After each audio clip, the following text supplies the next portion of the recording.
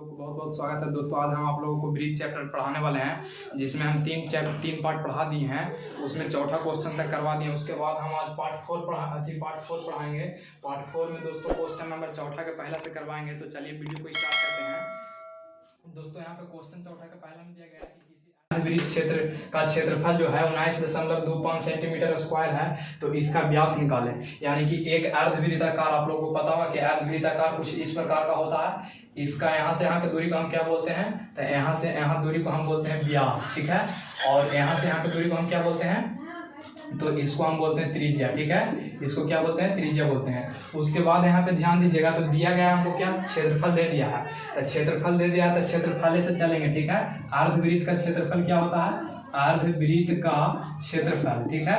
तो आपको बताए थे फार्मूला वाला वीडियो में कि अर्धवृत्त का जो क्षेत्रफल होता है, जो वृत्त के क्षेत्रफल के क्या होता है, आधा होता है। तो वृत्त का क्षेत्रफल क्या होता है दोस्तों, तो पाई आर स्क्वायर होता है। अब बाटा इसको 2 कर दीजिए, क्योंकि जो क्षेत्रफल वृत्त को होगा, फिगर जब आधा तो क्षेत्रफल भी कुछ कर देना है, आधा कर देना है, ठीक है। तो चलिए अब आगे बढ़ेंगे। दिया है आपको क्षेत्रफल दे दिया कि 19.25 सेंटीमीटर स्क्वायर है। तो क्षेत्रफल देने रख दीजिए 19.25 सेंटीमीटर स्क्वायर। अब बराबर है पाई, तो पाई के मान कितना होता है, 22/7 ले लीजिएगा। अब गुना आर स्क्वायर, अब बाटा कितना हो जाएगा, 2 हो जाएगा, ठीक है। आप लोगों को पता होगा, आप क्रॉस मल्टीप्लीकेशन कर लीजिए। तो 2 में इसको से गुना करेंगे तो कितना आ जाएगा, जल्दी ध्यान दीजिए। तो 19.25 गुना कितना हो जाएगा, 2 बराबर यानी क्या बच जाएगा, तो 22/7 गुना पाई आर स्क्वायर बच जाएगा। अब ई पट्टी 7 क्या में है, तो भागा में, ई पट्टी भेजेंगे तो क्या में हो जाएगा, गुना में। यानी 19.25 गुना 2 गुना 7, ठीक है। दशमलव यहाँ पे देखिए, अब ध्यान दीजिए, इधर क्या बच गया, तो 22 गुना आर स्क्वायर बच गया, ठीक है। अब जब ई पट्टी 22 गुना में है, ई पट्टी इसको लाएंगे तो क्या में हो जाएगा, भागा में। यानी 19.25 गुना 2 गुना 7 बटा क्या हो जाएगा, 22 हो जाएगा, ठीक है। उसके बाद इधर क्या बच जाएगा, आर स्क्वायर बच जाएगा। अब इसको काट छाट कर लीजिए, तब पॉइंट हटाएंगे तब बटा कितना आ जाएगा, 100 आ जाएगा। चलिए इसको काट लेते हैं। आप ये कटेगा तो कितना बार में कटेगा, 11 दूनी 22। इसको काट लीजिए तो ये कट जाएगा आपको के बार में, तो 11 एकम 11, और ये के बार में कट जाएगा, तब बच जाएगा आपको कितना, तब बच जाएगा आपको यहाँ पे 8 बच जाएगा। 8 जब बचेगा तो 82 हो जाएगा। 11 7 77, कितना फिर बचेगा, 5, 11 5 55, यानी 175 बार में कट जाएगा। तो यहाँ पे ध्यान दीजिएगा, अब ऊपर बच गया 175 गुना 7, यानी ऊपर में बच गया 175 गुना 7, अब बटा नीचे कितना बच गया है, 100। यहाँ पे अब आगे कर लीजिए, तो आगे करिएगा तो कितना हो जाएगा, आर स्क्वायर हो जाएगा।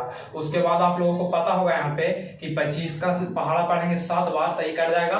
25 4, यानी 4 बार में ई कट जाएगा, तो कितना आ जाएगा दोस्तों, तो आर स्क्वायर बराबर आ जाएगा यहाँ पे 7 ऊपर ऊपर गुना कर लीजिए, तो 49 बटा कितना आ जाएगा, 4 आ जाएगा।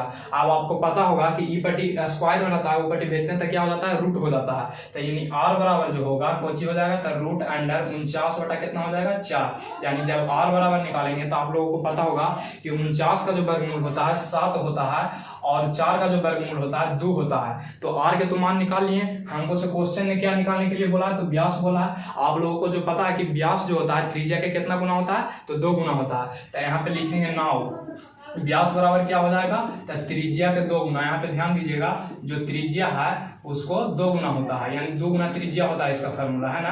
तो 2 गुना त्रिज्या, तो 2 तो 2, अब गुना त्रिज्या का मान आप कितना लाए, 7/2, तो 7/2 यहाँ रख दीजिए, 2 से 2 खत्म, यानी कितना आ गया, 7 सेंटीमीटर आ गया, ठीक है। तो चलिए आशा करते हूँ कि आप लोग समझ गए होंगे, और इसका एक आप स्क्रीनशॉट कर लीजिए।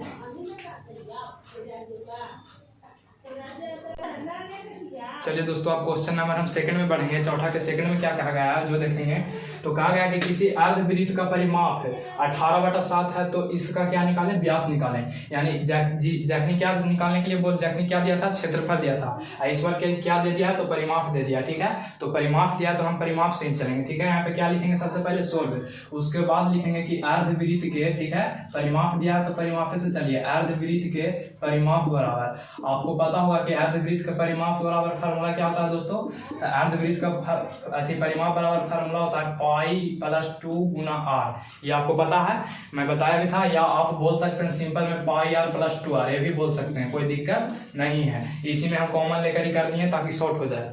चलिए परिमाप आपको कितना दिया है, 18/7, तो परिमाप देने रख दीजिए 18/7, कोई दिक्कत है।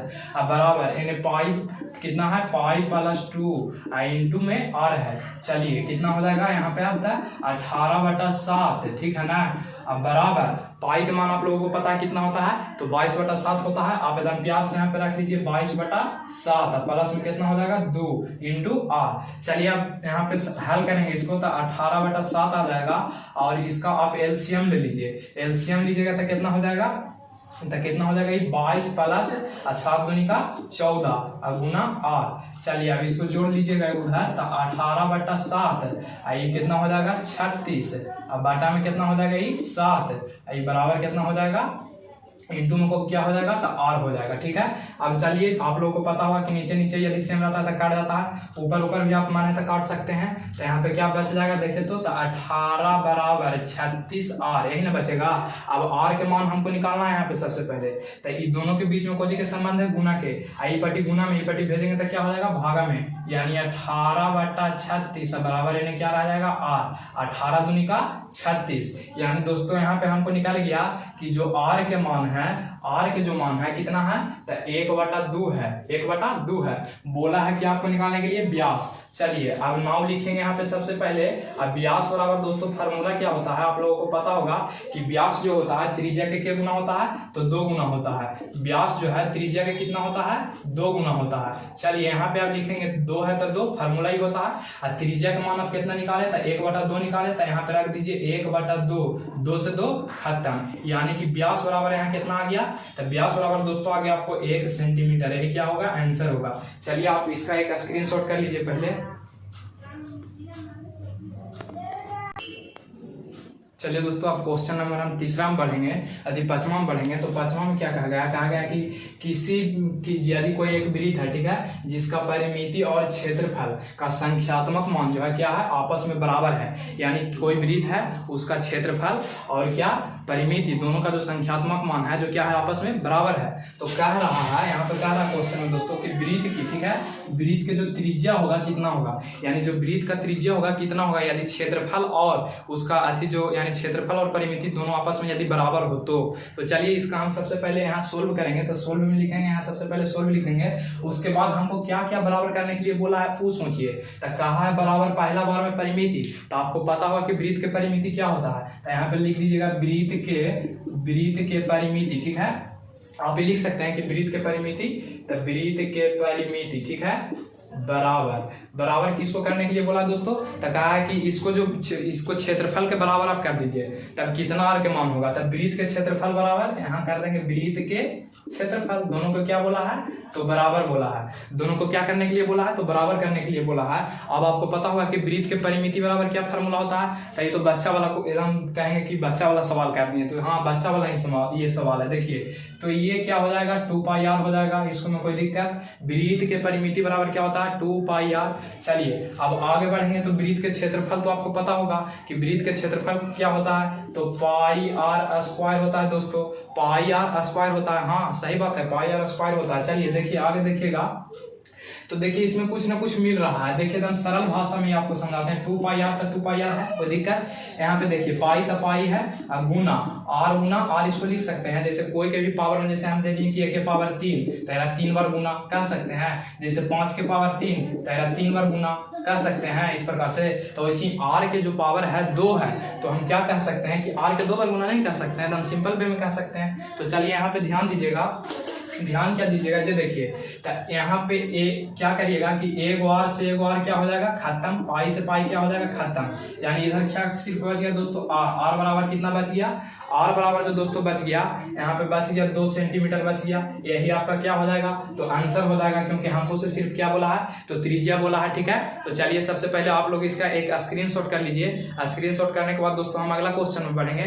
ठीक है।